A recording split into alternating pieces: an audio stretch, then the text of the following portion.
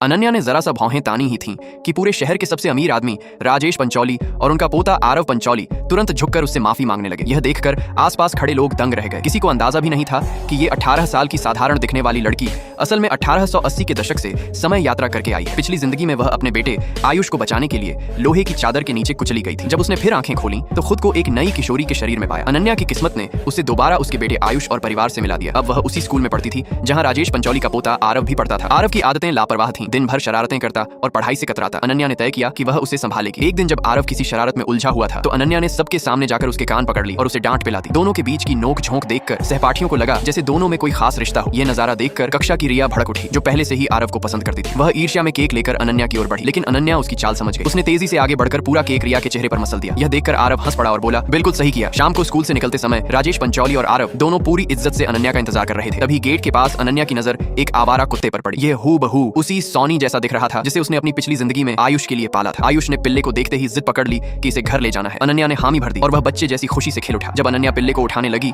तो आरव ने फुर्ती दिखाते हुए पहले ही उसे गोद में ले लिया। यह दृश्य किसी ने वीडियो बनाकर सोशल मीडिया पर डाल दिया। देखते ही देखते आरव पंचौली ट्रेंड में आ गया। आयुष ने हंसते हंसते कहा, सोनी को आरव के पास ज्यादा मत रहने देना वरना बिगड़ जाएगा। यह सुनकर आरव सकपका गया। धीरे धीरे कहानी में मोड़ आया। राजेश पंचौली का चौथा बेटा करण पंचौली, जिसे सब चौथे साहब कहते थे, अहंकारी और गुस्सैल स्वभाव का था। एक दिन वह शोर मचाते पिल्ले और आयुष से इतना चिढ़ गया कि गुस्से में कांच का गिलास उठाकर मारने ही वाला था कि तभी पास खड़े समीर, जो घर की नौकरानी का बेटा था, बीच में आ गया। गिलास उसकी बांह पर लगा और खून बह निकला। करण यह बर्दाश्त नहीं कर पाया कि एक नौकरानी का बेटा उसका विरोध करे। उसने समीर को घूंसा जड़ दिया और धमकाते हुए बोला कि इसे सबक सिखाएगा। नौकरानी भी अपने बेटे का पक्ष लेने के बजाय उल्टा करण की हाँ में हाँ मिलाने लगी। तभी अनन्या वहां आ पहुंची। उसने बिना हिचकिचाए करण का हाथ पकड़कर उसे जकड़ लिया और कहा, पंचौली खानदान हमेशा इज्जत और इंसानियत के लिए जाना गया है, लेकिन तुम में जरा सी भी भलमनसाहत नहीं है। तुम जैसे लोग इस खानदान की शान नहीं, कलंक हो। ये सुनकर सब लोग सन्न रह गए। नौकरानी ने तुरंत राजेश पंचौली को बुलाया, लेकिन राजेश ने हैरान कर देने वाला जवाब दिया, अब से घर में वही होगा जो अनन्या कहेगी। करण को यह समझ ही नहीं आया कि आखिर सब उसके बजाय अनन्या का साथ क्यों दे रहे हैं। जब अनन्या ने धमकी दी कि वह पूरे मामले की शिकायत राजेश पंचौली से करेगी तो करण डरकर समीर से माफी मांगने लगा, लेकिन अनन्या ने वहीं ऐलान कर दिया, आज से तुम पंचौली परिवार से बाहर हो, तुम्हें इस घर में रहने का कोई हक नहीं। ये सुनते ही करण बुरी तरह उखड़ गया, गुस्से में पागल सा हो गया। लेकिन पंचौली परिवार के बाकी लोग चुपचाप अनन्या के फैसले को मान गए। अब अनन्या और करण पंचौली के बीच की दुश्मनी खुलकर सामने आ चुकी थी। दोनों के बीच टकराव किसी भी पल भड़क सकता था।